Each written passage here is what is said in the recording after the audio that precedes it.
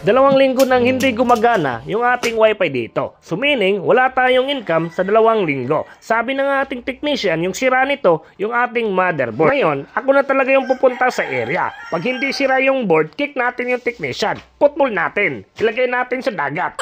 Alam niyo ba, yung pupuntahan namin, medyo malayo. Sa kabilang munisipyo pa. Galing kami Manuyod, pupunta kami ng Bindoy. At ito ay barangay ng Matubato. Yan, so ito yung wifi natin na sira. Sabi ng ating mga technician, board daw yung sira dito. So, silipin natin. At kung totoo yung sabi ng technician natin na sira yung board, hindi yan kasalanan ng sealer. Kasi minsan kasi nasisira yung ating board dahil na rin yan sa mga kuryente. Patay balik yung kuryente sa lugar. Sa mga master natin dyan na malawak yung experience sa piso wifi, comment nga sa baba kung ano pa yung ibang mga dahilan kung bakit nasisira yung ating board. Para yung ibang nanonood is bumabasa na lang dyan sa comment. Pinakaunang gagawin natin para malaman natin kung sira yung ating board, kakapain natin. Kung mainit na di natin kaya yung init, yan, sira na talaga yung board natin. At napansin ko pa, yung ating cooling fan, ilaw na lang yung meron. Hindi na umiikot. So yan, tatanggalin natin yan. At syempre dahil magre-repair tayo, isama na natin yung maintenance ng ating wifi. May dala kami na brush, yan yung brush, at saka blower, no? Ayan. Sa pagkasimbol pala ng wifi, hindi lang basta-basta nilalagay yung material sa loob. Kailangan pala natin i-arrange. Katulad dito, nabaklas namin lahat kasi ang hirap tanggalin ng cooling fan. Kita niyo, tanggal lahat. Uy, natanggal na. Asan? Ito. Okay, tanggal na. Sira ka, wala ka na.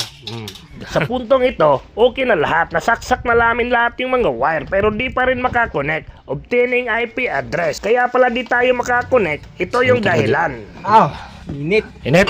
So tama ngayong sabi ng technician natin na sira nga yung board. So bagay sa board na to, ito yung gagawin natin sa kanya. Dapat lang sa'yo yan. Bakit ka kasi nagpasira-sira? So ngayon, napalitan na natin ng bagong board ni Piso Wifi main board ni Alan. Ayan, goods na. So ngayon, testing natin. Puntong ito, pagkatapos natin i-activate yung bagong board, iti-testing na namin. Uulugan namin. So ayan, nakakonect yung aming cellphone.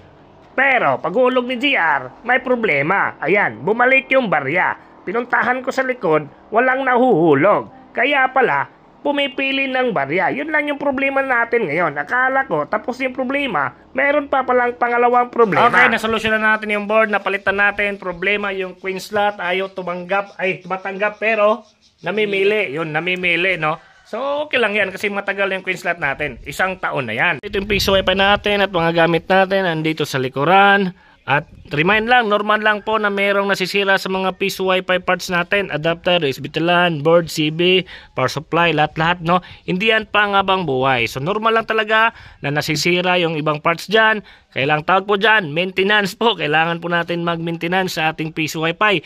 Katulad nito, matagal na po ito, mahigit 1 taon na. At himala nga dumating ito, umabot ng 1 taon, no? Usually yung queen slot natin, hindi inaabot ng 1 taon. Pero ito, malapit ng mag2 taon. Video ito sa mga magtatanong, baka pinopromote ko yung piso wifi board ni Alan. So hindi natin yan pinopromote. First time ko palang gumamit ng board na yan.